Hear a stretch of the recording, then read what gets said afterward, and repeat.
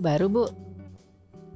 Ini buku lama sih, cuman agak relevan dengan beberapa tema penelitian. Membaca tentang media, anak-anak dan remaja. Media anak-anak dan remaja. Kan mahasiswa itu kadang bingung kalau udah riset gitu kan, udah Riset menentukan kuantitatif ya, Bu, ya? kuantitatif, udah menentukan variabel, udah tahu fenomenanya apa. Misalkan nentuin nih fenomena tentang media kan, kalau kata mereka sekarang mereka lagi suka-suka nonton yang tayangan film bayar itu. Terus gimana caranya nyari teorinya yang pas? Cari teori yang Ya gitu kan kalau di buku itu kan kadang nggak ada tuh, misalkan yang benar-benar tertulis gitu kan, pengaruh ini terhadap ini gitu kan, terus gimana gitu kan. Pilihlah aku. Iya kan akhirnya kan kita Emang harus dicari. Iya Bu. harus cari kan, harus baca-baca lagi. Kita cari misalkan itu temanya tentang apa nih? Oh misalkan tentang media, media dan halayak misalkan ya, penonton halayak ya kan, ya berarti kita cari katakanlah teori yang berhubungan dengan media anak-anak gitu ya, atau media dan halayak. Dan kalau kita baca, nah, kuncinya kalau mau cari atau menemukan teori yang kemudian nanti di apa ya Mbak ya, yang kita bikin atau kita susun kerangka teori ya baca kan ya. Dan itu mesti telaten karena terkadang itu tidak eksplisit ada di satu buku tertentu misalkan, atau kita juga harus baca-baca tentang riset-riset sebelumnya yang mirip-mirip ya kan, kita baca hasil riset mereka, terus kita kompilasi tuh semua buku referensi yang sudah kita baca, baru kita susun kerangka teori. Jadi sebetulnya mungkin ragu, bingung itu karena belum cukup banyak referensi, bisa jadi ya.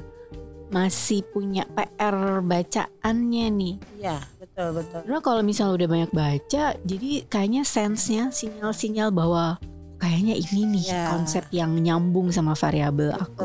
Nanti nemu buku lagi, oh ini ada nih. Ini kayaknya ada hubungannya nih. Tambahin lagi kerangka teori. Lagi ngobrol sama teman, waduh. Ngobrol variabel teori ya. Oh kayaknya ini pas ini. Nah itu semua sebetulnya bisa dimasukin ke kerangka teori ya. Iya betul. Jadi sebenarnya kalau dibilang bikin kerangka teori susah gitu ya, mungkin banyak yang kesulitan. Bisa jadi karena tadi kurang ikro tadi ya. Kurang baca ya. Kurang baca itu tadi. Karena kan kalau baca itu kan kita jadi apa ya? Jadi kebayang. Penelitian sebelumnya membahas tentang sesuatu hal yang misalnya memang yang kita sukai ya, satu. Terus baca lagi, ada tambahan informasi baru. Yang ketiga, nambah lagi. Nah, ya asal nggak bingung saking banyaknya ya.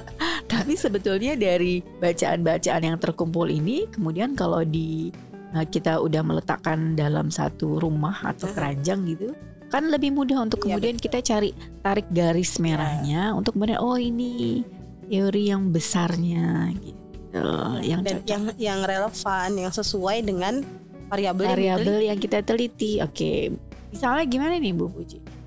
Kayak misalkan tadi gitu ya, mau meneliti tentang media ya kan, ya di situ halayaknya misalkan mereka mau ngambil teliti remaja atau mahasiswa. Nah ini kebetulan kayak misalkan saya baca ini ada subbab ini membahas khusus tentang media anak-anak dan remaja. Di sini juga ada banyak nih hasil referensi riset-riset sebelumnya. Ada banyak konsep juga tentang bagaimana respon kolektif misalkan ya terhadap media massa. Bagaimana kemudian khalayak itu memberikan respon secara kolektif. Bagaimana kemudian khalayak itu belajar tentang sesuatu yang ada di media. Kemudian kalau di buku ini pembahasannya masuk ke ada yang disebut dengan teori pembelajaran sosial. Nah dari situ kalau misalkan teman-teman mahasiswa misalkan merasa bingung gitu kan dari variabel yang kalian teliti, ya cari konsep umumnya dulu. Kayak misalkan tadi, oke katakanlah meneliti salah satu, saya sebut merek misalkan, teman-teman meneliti tentang Netflix misalkan. Nah Netflix itu kan bagian dari media juga. Nah meneliti mahasiswa, tadi ini bisa masuk konsep ini, mahasiswa dan remaja misalkan. Nah itu bisa masuk. Terus karena nggak mungkin kalau misalkan di buku terus tiba-tiba ada muncul tadi kalimat tadi, kita harus cari konsep yang paling deket. Ya memang disinilah ya namanya maha dan siswa. Iya untuk bisa membuat kerangka, untuk bisa menunjukkan bahwa peneliti, teman-teman mahasiswa ini meneliti kan dia pengennya ngapain kan gitu ya. Udah menentukan variabel, terus kemudian nextnya ngapain. Nah, untuk bisa kalau udah merumuskan katakanlah masalah penelitian, kita kan harus bikin, kalau di kuantitatif itu kita mengenal namanya hipotesis, jawaban sementara. Nah, gimana caranya bikin jawaban sementara? Ya tadi kita harus punya kerangka pemikiran terlebih dahulu, kerangka teori terlebih dahulu. Dapatnya dari mana? Ya balik lagi baca lagi gitu kan, banyak-banyak baca referensi yang kemudian relevan dengan apa yang mau kita bahas. Kadang-kadang juga begini Bu, ada banyak, kebetulan nih ya, tadi pagi baru baca nih tentang ini variabelnya sama nih, judulnya sama, variabelnya itu tentang penggunaan media sosial terhadap interaksi keluarga. Nah tapi metode penelitiannya juga sama nih Bu, kebetulan ya. Nah variabelnya sama, metode penelitiannya yang diambil sama, tapi bisa jadi hasilnya berbeda loh endingnya.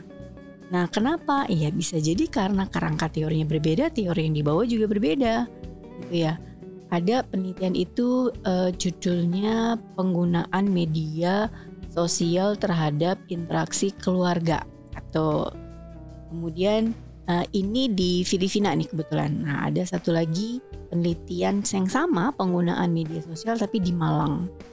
Nah pada penelitian yang di Filipina itu hasil akhirnya menunjukkan bahwa penggunaan intensitas menggunakan media sosial itu tidak berpengaruh terhadap hubungan intensitas dalam keluarga.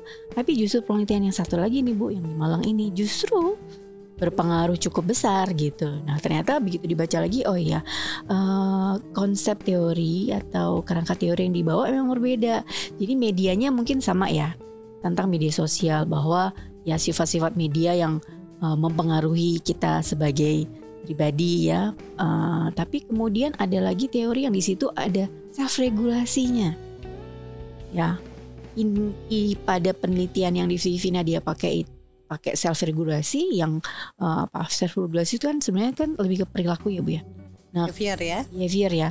Nah kalau yang yang penelitian yang di Malang ini yang dibawa itu kalau nggak salah tentang fungsi ikatan keluarga. Nah bisa jadi ini behavior juga, tapi behavior family gitu kan. Nah jadi dua bawaan teori ini bisa kemudian membuat hasil akhir yang berbeda gitu. Nah tinggal sekarang teman-teman mau yang mana gitu kan ya Bu? Ya betul. Jadi kita berbicara tentang sudut pandang, ya kan? Sudut pandang peneliti ini membawa penelitiannya ini ke mana gitu. Nah kerangka teori ini kalau bisa kita katakan sebagai landasannya. Apalagi kalau kuantitatif kan itu menguji teori. Nah harus ada teori yang diuji kan gitu ya. Kalau nggak apa yang diuji ya. Jadi hati-hati teman-teman, bahwa kuantitatif itu salah satu karakteristiknya adalah menguji teori. Maka teman-teman harus kuat nih kerangka teorinya. Nggak mau suka nggak suka ya Bu. Ya harus cari teori yang memang benar-benar relevan dengan variabel yang diteliti. Karena kalau nggak ada teorinya terus apa yang mau diuji? Kan? Dan itu padahal teori itu menjadi dasar untuk teman-teman bikin atau menyusun atau merumuskan hipotesis. Dan gitu. Jadi sebagai jawaban sementara dari riset kalian, istilahnya nggak boleh asal. Kadang kan mungkin teman-teman menyepelekan misalkan, hipotesis itu kan kalimatnya singkat aja nggak apa-apa gitu kan ya. Tapi kemudian dari kalimat singkat ini tetap harus ada dasarnya. Gimana kok teman-teman menyimpulkan misalkan ada pengaruh antara variabel X dan variabel Y. Untuk mengatakan ada pengaruh kan kita harus tadi punya dasar. Oke. Ya kan? Habis ini kita lanjut ya Bu, yang hipotesa. Coba aku mau lihat lagi Bu, yang teori yang lain Bu. Misalkan ya, ada banyak kalau teman-teman baca di buku itu tuh ada banyak konsep tentang variabel-variabel. Nah, itu bisa dimasukkan dalam kerangka teori karena ketika berbicara kerangka teori teman-teman di sana biasanya merumuskan adanya definisi antar variabel. Kemudian konsepnya tadi hubungan antar variabel juga perlu dijelaskan. Baru teori yang relevan.